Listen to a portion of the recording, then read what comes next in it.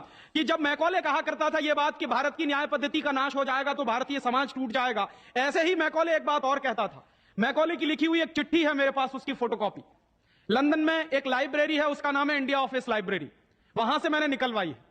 India office library में से ऐसे कुछ 50,000 से ज्यादा डॉक्यूमेंट्स मैं निकाल के लाया और वहां के कई लोगों की मदद से हमने वो निकलवाए हैं।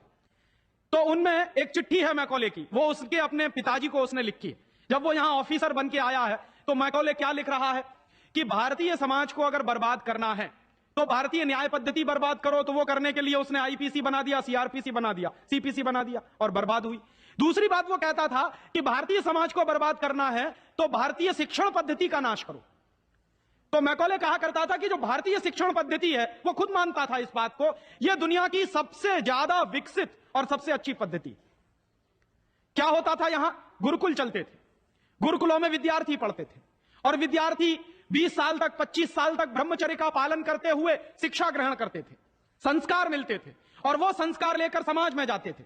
उन्हीं संस्कारों से संस्कृति बनती थी और वही संस्कृति भारतीय संस्कृति कहलाती थी।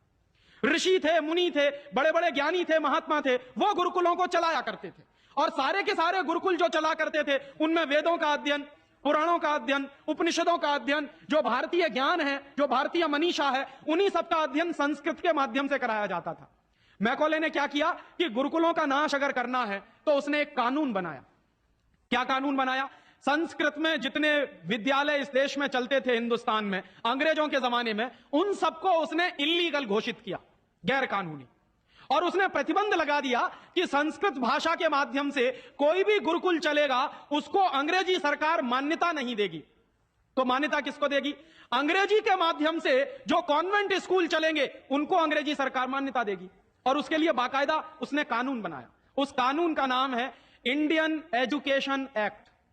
और यह इंडियन एजुकेशन एक्ट लागू हुआ 1858 में, आज से लगभग 140 साल पहले।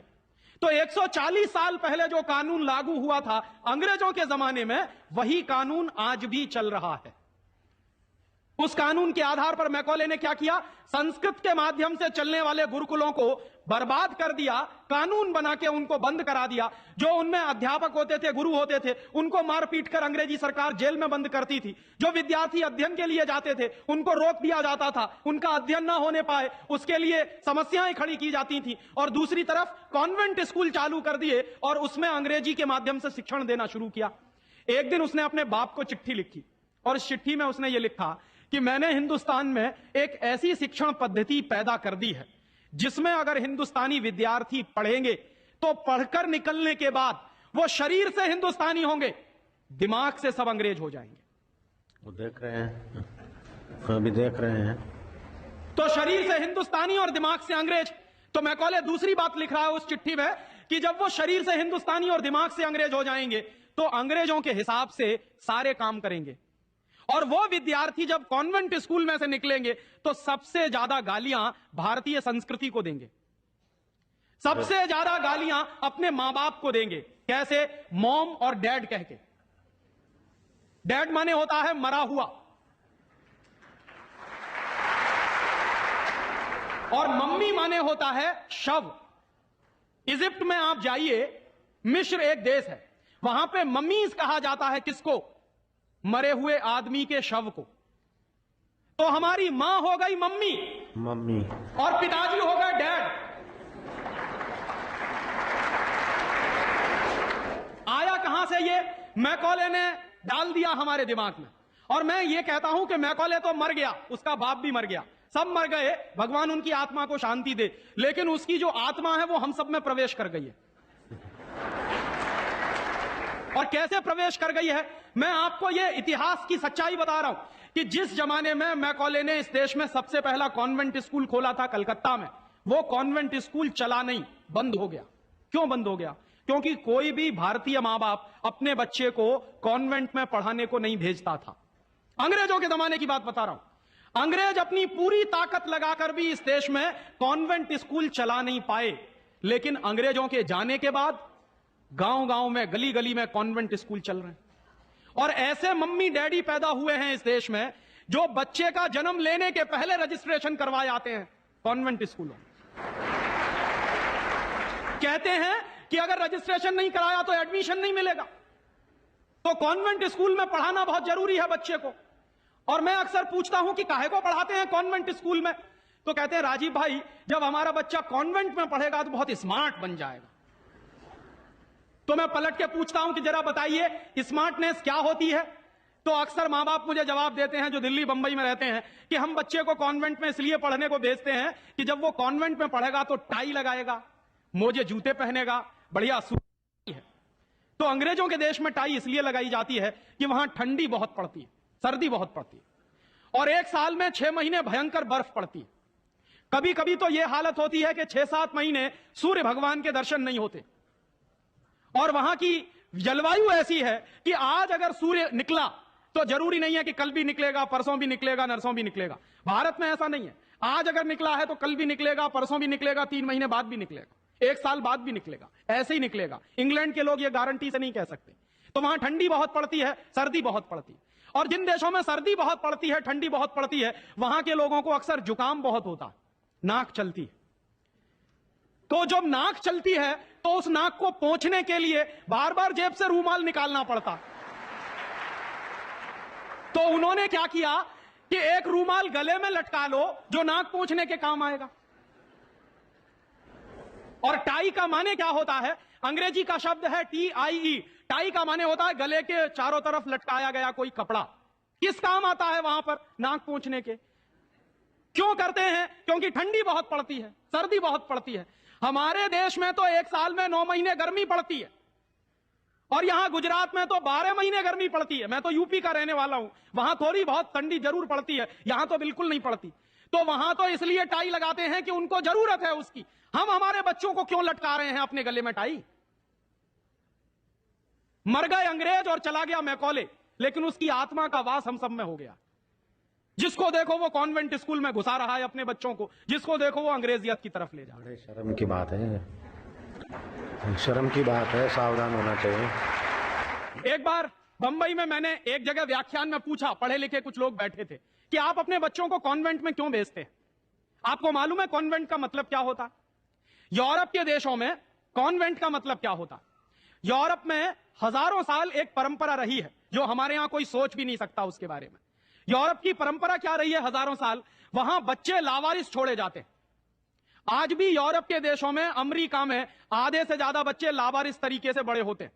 और यह परंपरा आज से 100-150 साल पहले तो बड़ी भयंकर थी। तो यूरोप में क्या होता था कि बच्चा पैदा हुआ, छोड़ दिया चर्च के सामने, छोड़ दिया अनाथ आश्रम में, छोड़ दिया किसी और संस्था में, वहां बड़ा होगा। तो जो लावारिस बच्चे वहां पैदा होते हैं, उन लावारिस बच्चों की पढ़ाई लिखाई, उनकी व्यवस्था करने का काम जिस जगह पर किया जाता है उसको कहते हैं कॉन्वेंट। हाँ बड़ो, तुम्हारे तो कॉन्वेंट में जा रहे हैं। कॉन्वेंट का माने होता है लावारिस बच्चों के पढ़ने लिखने का स्थान। माने जिन बच्चों के मां नहीं है, जिनके बाप नहीं है, जिनके दादा दादी नहीं है, जिनका कोई कुटुंबीजन नहीं है, उन बच्चों को पढ़ाने के लिए जो स्कूल चलाए गए यूरोप में, उनको कॉन्वेंट स्कूल कहते हैं। तो हम हमारे बच्चों को कॉन्वेंट में क्यों भेज रहे हैं? हाय राम, तौबा तौबा। यहां तो मां भी है और बाप भी है, लेकिन हम इतने बेवकूफ हो गए हैं कि मां बाप के रहते हुए बच्चे को लावारिस बनाने के लिए कॉन्वेंट में भेज रहे हैं। और वहां जाके बच्चे पढ़ते हैं तो क्या पढ़ते हैं? कल जो बापू कह रहे थे किस्से में, वही बंबई में एक दंपत्ति ने मुझे कहा, पति पत्नी थे, कहने लगे राजीव भाई अगर बच्चा अंग्रेजी नहीं पढ़ेगा तो पीछे रह जाएगा। तो मैंने उनसे पूछा आपको मालूम है दुनिया में कितने देशों में अंग्रेजी चलती है? तो कहने लगे अंग्रेजी तो अंतरराष्ट्रीय भाषा है। मैंने कहा आपको तब जानकारी नहीं है। दुनिया में इस समय 200 देश हैं जो संयुक्त राष्ट्र संघ के नक्शे पर हैं, और उन 200 देशों में से मात्र 12 देशों में अंग्रेजी चलती है। बाकी 188 देशों में उन देशों की अपनी भाषाएं चलती हैं। तो 200 देशों में से मात्र 12 देशों में अंग्रेजी चलती है, तो अंग्रेजी अंतरराष्ट्रीय कैसे हो गई? अगर 200 में से 150 देशों में अंग्रेजी चलती तो मैं मान लेता कि अंग्रेजी अंतरराष्ट्रीय भाषा, लेकिन मुश्किल से 12 देशों में जो भाषा चलती है उसको हम कहते हैं कि अंतरराष्ट्रीय भाषा। और दूसरी बात, उसी दंपत्ति ने कहा कि राजीव भाई अंग्रेजी बहुत समृद्ध भाषा है, बहुत रिच लैंग्वेज है। जो शब्द उन्होंने इस्तेमाल किया, रिच लैंग्वेज माने समृद्ध भाषा। तो मैंने उनसे कहा कि दुनिया में अंग्रेजी से ज्यादा रद्दी दूसरी कोई भाषा नहीं है। क्यों? उसका कारण है, उसका कारण है, जानते हैं क्या है? अंग्रेजी में चाचा, मामा, ताऊ, मौसा, फूफा सब अंकल, और काकी, ताई, मौसी और सब आंटी। अब आप मुझे जरा यह बताइए कि मौसा में और फूफा में फर्क होता है कि नहीं होता?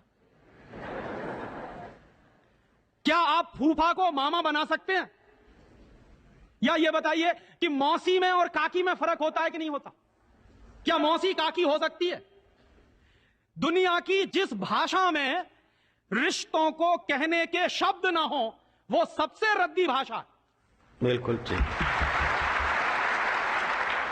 हमारे यहां हिंदुस्तान में जितनी भाषाएं चलती हैं, हर भाषा में परिवार के रिश्तों को कहने के लिए विशेष शब्द हैं।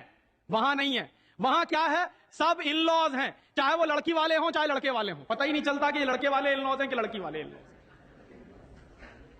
या तो सब अंकल हैं या तो सब आंटी हैं। क्यों है ऐसा? क्योंकि अंग्रेजी भाषा में रिश्तों को कहने के लिए शब्द नहीं है।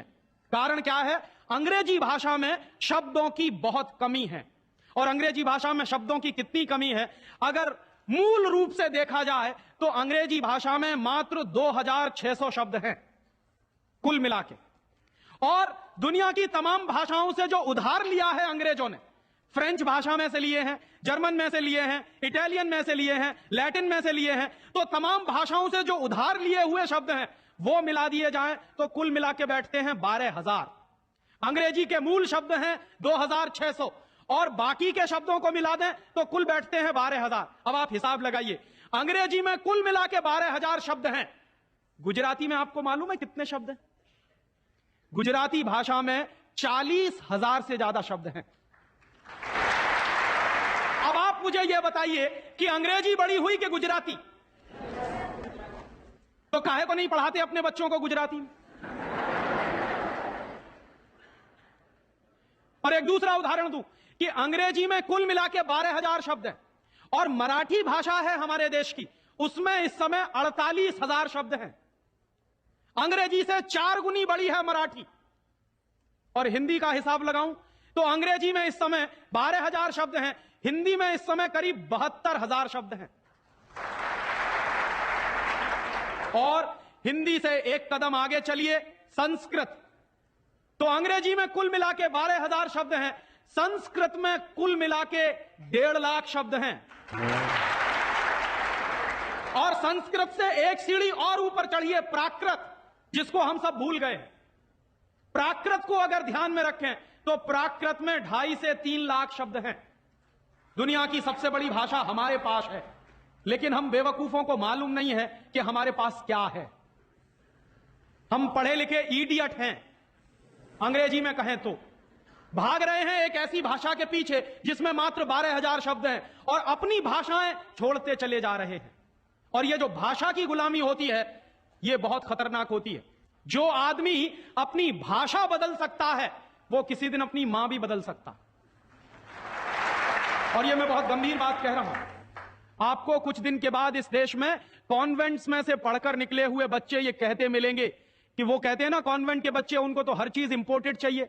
Imported car, imported pen, imported pencil, imported television, imported refrigerator. अभी कुछ दिन के बाद कहेंगे कि अब हमको इंपोर्टेड मम्मी पापा भी चाहिए, क्योंकि आपकी शक्ल उनको अच्छी नहीं लगने वाली। वो तो जो भाषा पढ़ रहे हैं उसके संस्कार ले रहे हैं। तो अंग्रेजी पढ़ रहे हैं तो अंग्रेजी के संस्कार ले रहे हैं, और अंग्रेजी के संस्कार तो अंग्रेजियत के संस्कार है। और अंग्रेजियत के संस्कार में तो मां और बाप की इज्जत करने की बात उनको कभी सिखाई नहीं गई है। वो तो आपको अभी 2 कौड़ी का मान के फेंक देने वाले। और दुर्भाग्य से यही होता है। कॉन्वेंट स्कूल से निकले हुए बच्चे जितनी गाली अपनी मातृभाषा को देते हैं, अपनी संस्कृति को देते हैं, अपने परिवार को देते हैं, उतनी शायद कोई नहीं देता। तो मैकॉले जो कहा करता था वो बात आज हमको दिखाई देती है कि कॉन्वेंट में पढ़कर निकलेंगे बच्चे तो ये शरीर से हिंदुस्तानी होंगे, दिमाग से अंग्रेज होंगे। और इसी के संबंध में एक आखिरी बात उसने और कही थी कि ये जो भाषा की गुलामी होती है ये आदमी के स्वतंत्र चिंतन को रोक देती है। अगर आपको मौलिक चिंतन करना है, अगर आपको स्वस्थ चिंतन करना है और ऐसा चिंतन करना है जिसमें से कुछ नई रचना हो, तो वो आप अपनी मातृभाषा में ही कर सकते हैं। दुनिया में मातृभाषा में पढ़कर बड़े बड़े वैज्ञानिक पैदा हुए हैं, हम लोग अक्सर मैं लोगों को कहता हूं कि जो लोग कॉन्वेंट के पीछे पागल हैं, उनको मैं अभी ताजा ताजा उदाहरण देता हूं। हिंदुस्तान में एक वैज्ञानिक है, उसका नाम है डॉक्टर एपीजे कलाम। डॉक्टर एपीजे कलाम को इस साल भारत रत्न मिला है और डॉक्टर एपीजे कलाम हिंदुस्तान के जिंदा रहने वाले वैज्ञानिकों में इस समय सबसे ऊपर के व्यक्ति हैं। आपको मालूम है, डॉक्टर कलाम की पूरी शिक्षा तमिल में हुई है, अंग्रेजी उन्होंने पढ़ी नहीं है। बहुत वर्षों के बाद उन्होंने थोड़ी अंग्रेजी पढ़ी है काम चलाने के लिए। बचपन से उनकी पूरी शिक्षा उनकी मातृभाषा में हुई है। वो तमिल अच्छी जानते हैं, मलयालम अच्छी जानते हैं और हिंदुस्तान में आज वो सबसे ऊंची श्रेणी के वैज्ञानिक हैं जिनको भारत रत्न मिला। दुनिया के ऐसे तमाम वैज्ञानिकों के मैं उदाहरण दे सकता हूं। आइंस्टाइन, अल्बर्ट आइंस्टाइन सारा का सारा काम अपनी मातृभाषा में करता था, जर्मन में, और इसलिए इतना बड़ा बना। फ्रांस में एक वैज्ञानिक था मैक्स प्लैंक, जिसकी थ्योरीज हमारे जैसे इंजीनियर्स को पढ़ाई जाती थी जब हम पढ़ते थे। मैक्स प्लैंक की पूरी शिक्षा फ्रेंच भाषा में हुई थी।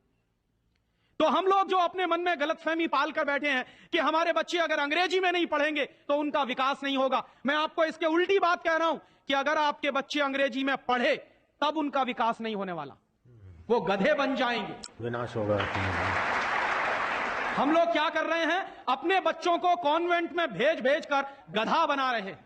गधा जानते हैं क्या होता है?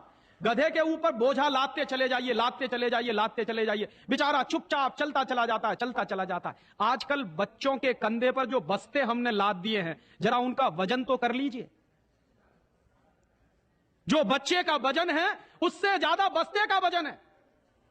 अभी से आप अपने बच्चे को स्पॉन्डिलाइटिस का मरीज बना रहे हैं। जितना वजन उसका कंधा ढो नहीं सकता, उससे ज्यादा वजन उसके कंधे पे लटका हुआ, और बेचारा वो बस्ता लेके जाता है, लौट के आता है। जब लौट के आता है तो घंटों घंटों का होमवर्क उसको दे दिया जाता है। आप क्या करते हैं, अपनी मगजमारी कम करने के लिए उसका एक ट्यूटर रख देते हैं। ट्यूटर क्या करता है कि स्कूल का होमवर्क मिला, ट्यूटर ने अपना होमवर्क दे दिया। बच्चे का खेलना कूदना बंद, और बच्चा अगर खेलेगा नहीं, कूदेगा नहीं, तो उसका विकास कैसे होने वाला? तो या तो आपने फंसा दिया बेचारा होमवर्क। मैं अच्छे अच्छे घरों में जाता हूं, सबके बच्चे क्या कर रहे हैं, होमवर्क कर रहे हैं, सवेरे से शाम तक होमवर्क चल रहा है, कभी खत्म होने में ही नहीं आता। भला हो ऐसे स्कूलों का। और उस होमवर्क में से बना क्या रहे हैं और वो होमवर्क कर क्या रहे हैं? मैं आपको मेरी आप बीती सुनाता हूं, किसी दूसरे की नहीं।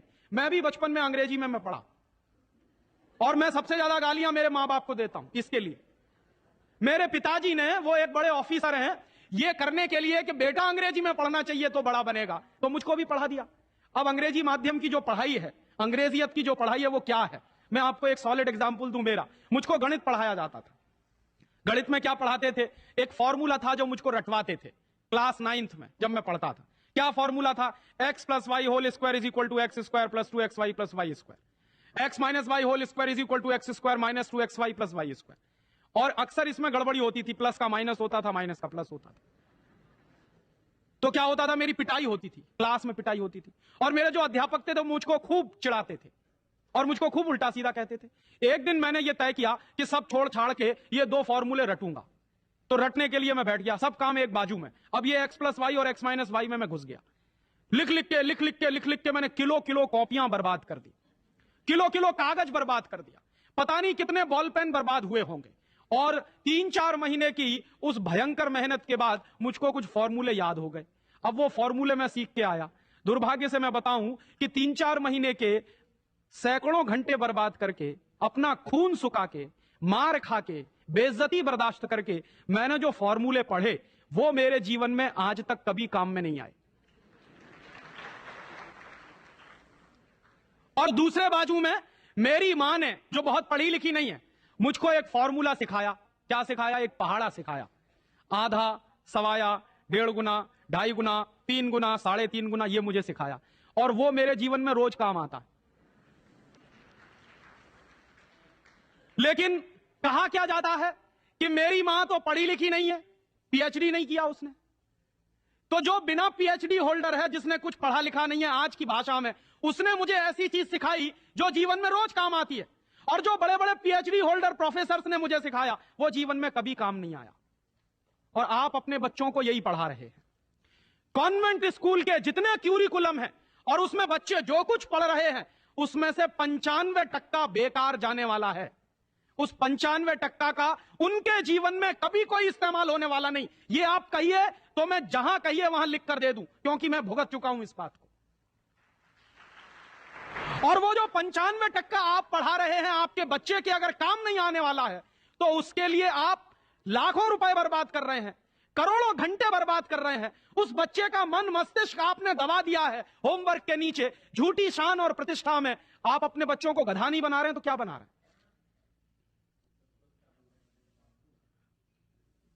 तो आप पूछेंगे क्या करें, तो मैं आपसे एक बुद्धिमानी की बात निवेदन करना चाहता हूं। वो निवेदन यह करना चाहता हूं कि जितनी जल्दी हो अपने बच्चों को इन कॉन्वेंट स्कूलों में से बाहर निकाल लीजिए। और बढ़िया बात है। ये कॉन्वेंट स्कूल में इसलिए भी भेजना बंद करिए कि भारतीय संस्कृति में पिता सिर्फ एक होता है, लेकिन कॉन्वेंट स्कूल में एक फादर भी होता है। इस बात की गंभीरता को समझिए कि भारतीय संस्कृति में पिता एक ही होता है, लेकिन कॉन्वेंट स्कूल में जब बच्चे जाते हैं तो एक दूसरा फादर भी होता है। तो पिता के साथ ये फादर कहां से आ गया?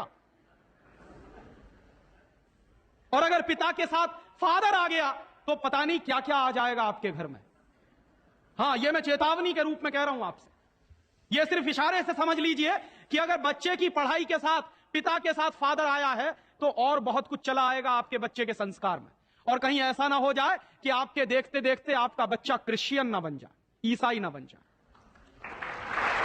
इसलिए मैं आपसे एक निवेदन तो यह करने आया कि जितनी जल्दी हो कॉन्वेंट स्कूलों से बच्चे निकाल लीजिए। और एक दूसरा निवेदन और करने आया हूं, जितनी जल्दी हो कॉन्वेंट स्कूलों को डोनेशन देना बंद करिए। हमारा हजारों हजारों रुपए का डोनेशन कॉन्वेंट स्कूलों में जाता। एक बच्चे का एडमिशन कराना है तो वो कहेंगे बिल्डिंग फीस दे दो, वो कहेंगे डोनेशन दे दो, वो कहेंगे इसकी फीस दे दो, उसकी फीस दे दो, और रोज रोज कोई ना कोई मांग चढ़ी ही रहती है। आज फलाना डे, आज धमाका डे, आज ये ले आओ, कल वो ले आओ। बर्बादी हमारी, माने हम हमारे दुश्मन को अपना पैसा दे रहे हैं। दुनिया में ऐसे बेवकूफ लोग मैंने कहीं नहीं देखे जो अपने दुश्मन को अपने घर का पैसा देते हो। आप जानते हैं कि कॉन्वेंट स्कूलों में से निकलने वाले बच्चे भारतीय संस्कृति के विरोधी होने वाले हैं और उनको यूरोप की संस्कृति सिखाई जा रही है। उसके लिए पैसा हम खर्च कर रहे हैं अपने हाथों से।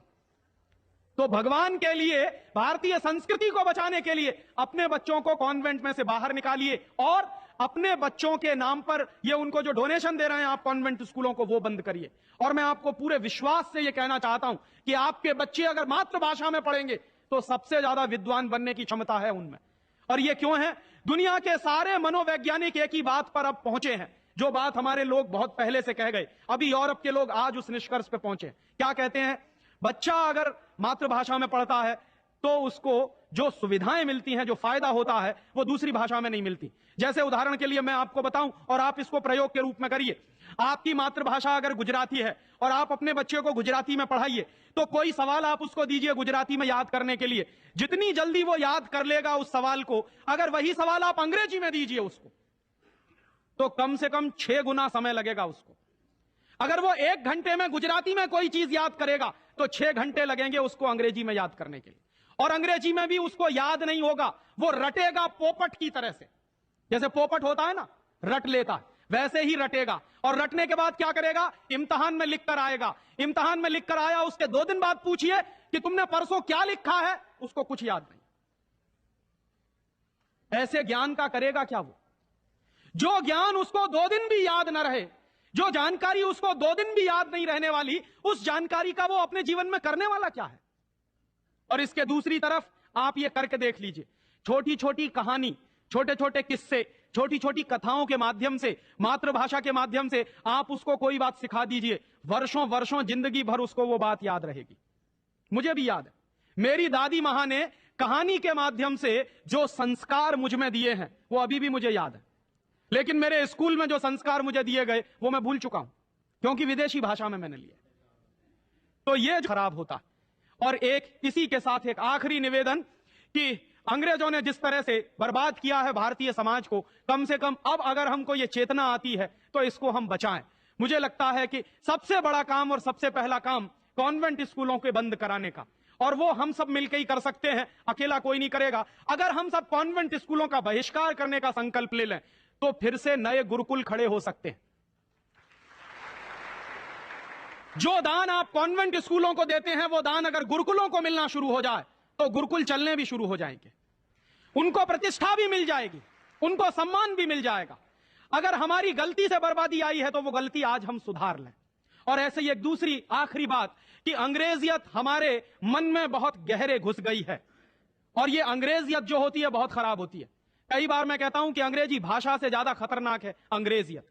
महात्मा गांधी अक्सर ये कहा करते थे कि अंग्रेज चाहें तो रहें, लेकिन अंग्रेजियत जानी चाहिए। ये अंग्रेजियत क्या है? हमारे सबके घरों में, सबके मन में एक तरह का लालच बैठ गया है। हर एक आदमी को इस देश में इंपोर्टेड माल चाहिए, विदेशी कंपनी का माल। किसी भी साधारण से साधारण बच्चे को कहो कि देखो मेरे पास इंपोर्टेड पेन है, तुरंत हाथ फैला देगा, लाओ दे दो। वो बच्चा चाहे जितना पढ़ा लिखा हो, माने इंपोर्टेड के नाम पर भीख मांगने में भी शर्म नहीं आती। उसी बच्चे को आप कहिए कि भगवान का प्रसाद है तो हाथ पीछे खींच लेगा, इंपोर्टेड पेन है तो तुरंत हाथ फैला देगा। गुलामी इतने गहरे बैठ गई।